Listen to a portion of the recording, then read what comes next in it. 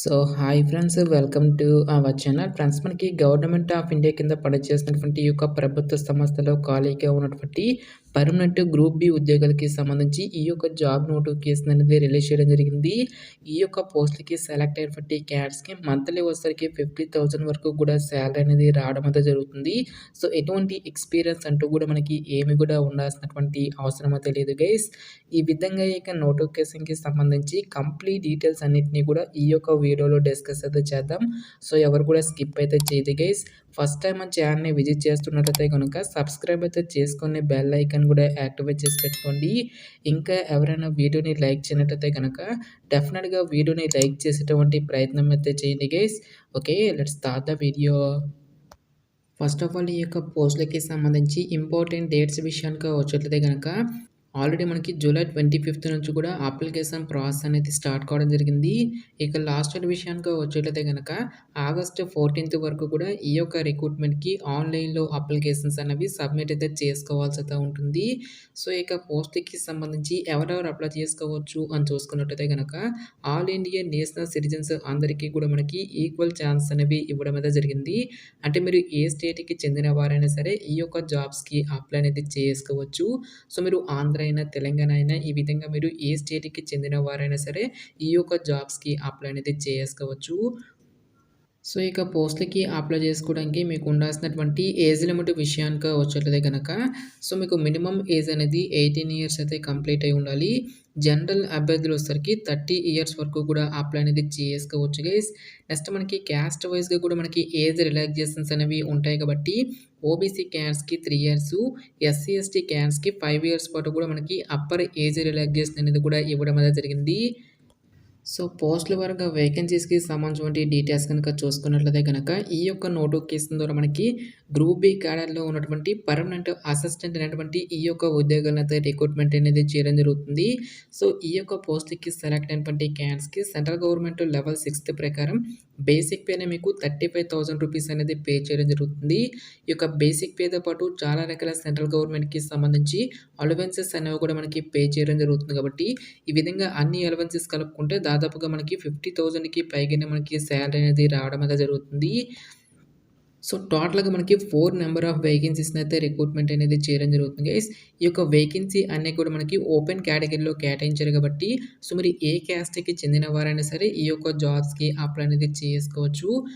So essential educational qualification విద్య అర్హత విషయానికి వచ్చేట్లయితే గనక minimum 3 years bachelors degree in any discipline అని చెప్పేసి ఇవ్వడం అయితే జరిగింది. సో మీరు ఏదైనా ఒక విభాగంలో జస్ట్ మీరు బ్యాచిలర్స్ డిగ్రీ అనేది కంప్లీట్ చేస్తే సరిపోతుంది గైస్. ఈ యొక్క జాబ్స్‌కి మనము అప్లై అనేది చేసుకోవచ్చు. సో మీరు బీటెక్ చేసినా, బీ ఫార్మసీ చేసినా, బీకామ్ చేసినా సరే ఈ యొక్క వేకెన్సీస్‌కి అప్లై అనేది చేసుకోవచ్చు. సో ఎటువంటి ఎక్స్‌పీరియన్స్ గాని, ఎటువంటి ఎక్స్‌ట్రా సర్టిఫికేట్స్ అంటూ కూడా మనకి ఏమి కూడా ఉండాల్సినటువంటి అవసరం అయితే లేదు గైస్. సో నోటిఫికేషన్‌లో మెన్షన్ చేసేటువంటి ఈ యొక్క పర్టిక్యులర్ క్వాలిఫికేషన్‌తో పాటుగా ఎంఎస్ ఆఫీస్‌తో పాటుగా పవర్ పాయింట్‌కి సంబంధించి కంప్యూటర్ నాలెడ్జ్ అనేది మీకు ఉండాలి అని చెప్పేసి ఇక్కడ మనకి జాబ్ డీటెయిల్స్‌లోనే క్లియర్‌గా మెన్షన్ చేయడం అనేది జరిగింది.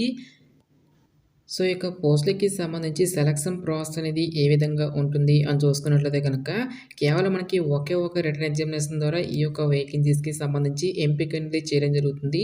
సో ఎటువంటి ప్రిలిమ్స్ గాని, ఎటువంటి మెయిన్స్ అంటూ కూడా మనకి ఏమి కూడా కండక్ట్ అయితే చేయరు గైస్. సో టాపిక్స్ కనుక చూసుకున్నట్లయితే గనక జనరల్ ఇంగ్లీష్ నుంచి 20 క్వెషన్స్ అనేవి అడగడం జరుగుతుంది. 20 మార్క్స్. నెక్స్ట్ మనకి జనరల్ నాలెడ్జ్ ఇంక్లూడింగ్ మనకి కరెంట్ అఫైర్స్ నుంచి 20 క్వెషన్స్ అనేవి అడగడం జరుగుతుంది. నెక్స్ట్ మనకి general intelligence and reasoning, computer aptitude, quantitative aptitude అనేటువంటి ఈ యొక్క పర్టిక్యులర్ టాపిక్స్ నుంచి రిలేటెడ్‌గా మనకి క్వెషన్స్ అనేవి రావడం అనేది జరుగుతుంది guys. So each one correct ఆన్సర్‌కి ఇక్కడ మనకి 1 మార్క్ అనేది కేటాయిస్తారు. ప్రతి రాంగ్ ఆన్సర్‌కి కూడా మనకి 1/4 నెగెటివ్ మార్కింగ్ అనేది కూడా ఉంటుంది. టోటల్‌గా మనకి 90 మినిట్స్ పాటు కూడా మనకి ఈ యొక్క ఎగ్జామినేషన్ అనేది కండక్ట్ అయితే చేయడం అనేది జరుగుతుంది గైస్. సో ఎవరైతే ఇక రిటన్ ఎగ్జామినేషన్‌ని క్లియర్ చేసినటువంటి క్యాండిడేట్స్‌కి ఫర్దర్‌గా మనకి పోస్ట్‌లను బట్టి స్కిల్ టెస్ట్ అనేది కూడా కండక్ట్ చేయడం జరుగుతుంది. సో ఇక స్కిల్ టెస్ట్ అనేది మనకి జస్ట్ క్వాలిఫై నేచర్‌లో మాత్రమే ఉంటుంది గైస్. ఫైనల్ మెరిట్ అనేది మాత్రం ఓన్లీ రిటన్ ఎగ్జామినేషన్‌లో వచ్చేటువంటి మార్క్స్‌ని బేస్ చేసుకొని అభ్యర్థులనైతే షార్ట్ లిస్ట్ అనేది చేయడం జరుగుతుంది. సో అప్లై చేస్తున్నటువంటి క్యాండిడేట్స్‌కి నోటిఫికేషన్‌లో మెన్షన్ చేసేటువంటి యొక్క పర్టిక్యులర్ క్వాలిఫికేషన్‌తో పాటుగా టైపింగ్‌కి సంబంధించి మనకి స్కిల్స్ అనేవి కూడా అడగడం జరుగుతుంది. ఇంగ్లీష్ లాంగ్వేజ్‌లో వచ్చేసరికి 45 వర్డ్స్ పర్ మినిట్, హిందీ లాంగ్వేజ్‌లో వచ్చేసరికి 40 వర్డ్స్ పర్ మినిట్ టైపింగ్‌కి సంబంధించి స్కిల్స్ అనేవి మీకు ఉండాల్సయితే ఉంటుంది గైస్. సో, ఇక స్కిల్ టెస్ట్‌కి సంబంధించి 20 మార్క్స్ అనేవి అలోకేట్ అయితే చేయడం అనేది జరుగుతుంది. టోటల్‌గా మనకి 60 మినిట్స్ పాటు కూడా మనకి ఈ యొక్క స్కిల్ టెస్ట్ అనేది కండక్ట్ అయితే చేయడం అనేది జరుగుతుంది గైస్. సో, ఇక పోస్ట్‌కి సంబంధించి రిలేటెడ్‌గా మీకు ఎక్స్‌పీరియన్స్ అనేది ఉంటే అడిషనల్‌గా మీకు మార్క్స్ అనేవి యాడ్ చేయడం జరుగుతుంది. సో, 1-2 ఇయర్స్ వరకు కూడా ఎక్స్‌పీరియన్స్ అనేది మీకు ఉంటే 1 మార్క్ అనేది యాడ్ చేయడం జరుగుతుంది. సో, ఈ విధంగా మీకు ఎన్ని సంవత్సరాలు మనకి ఎక్స్‌పీరియన్స్ అనేది ఉంటే, ఎన్ని మార్క్స్ అనేవి యాడ్ చేస్తారు అని చెప్పేసి ఒక డీటెయిల్స్ అన్నిటిని కూడా మనకి ఇక్కడ నోటిఫికేషన్‌లో ఇవ్వడం జరిగింది. సో, ఇక్కడ మనకి ప్రతి ఒక్క టాపిక్‌కి సంబంధించి డీటెయిల్‌గా సిలబస్ అనేది కూడా ఇవ్వడం అయితే జరిగింది గైస్. సో, ఇక్కడ ఇచ్చేటువంటి ఈ యొక్క పర్టిక్యులర్ టాపిక్స్ నుంచే రిలేటెడ్‌గా మనకి క్వెషన్స్ అనేవి అడగడం జరుగుతుంది. ఎగ్జామినేషన్ సెంటర్స్‌కి సంబంధించినటువంటి డీటెయిల్స్ గనుక చూసుకున్నట్లయితే గనక, సో, మన యొక్క హైదరాబాద్‌లోని ఈ యొక్క పోస్ట్‌లకి సంబంధించి ఎగ్జామినేషన్స్ అనేవి కండక్ట్ చేయడం జరుగుతుంది. సో, ఒక ఎగ్జామినేషన్‌కి సంబంధించి హాల్ టికెట్స్ అన్నిటిని కూడా మీ యొక్క రిజిస్టర్డ్ ఈమెయిల్ ఐడీకి, నెక్స్ట్ మీ యొక్క మొబైల్ నంబర్‌కి ఒక ఇన్ఫర్మేషన్ అంతటిని కూడా ఇంటిమేట్ అనేది చేయడం జరుగుతుందని చెప్పేసి ఇక్కడ మనకి రిక్రూట్‌మెంట్ నోటిఫికేషన్‌లోనే క్లియర్‌గా మెన్షన్ చేయడం జరిగింది.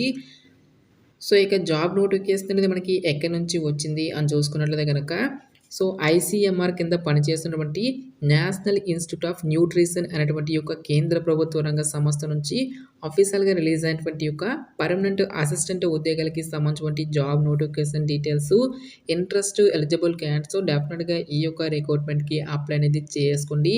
సో, ఇక పోస్ట్‌లకి సెలెక్ట్ అయినటువంటి క్యాండిడేట్స్‌కి ఇనీషియల్‌గా జాబ్ పోస్టింగ్ అనేది మనకి అదర్ స్టేట్స్‌లో వచ్చినప్పటికీ కూడా, సో, ప్రొబేషన్ పీరియడ్ అనేది కంప్లీట్ అయిన తర్వాత ఫర్దర్‌గా మన యొక్క సొంత రాష్ట్రాలకి ట్రాన్స్‌ఫర్ అనేది కూడా చేసుకోవచ్చు కాబట్టి, సో, డెఫినిట్‌గా ఈ యొక్క ఆపర్చునిటీని యుటిలైజ్ అయితే చేసుకోండి.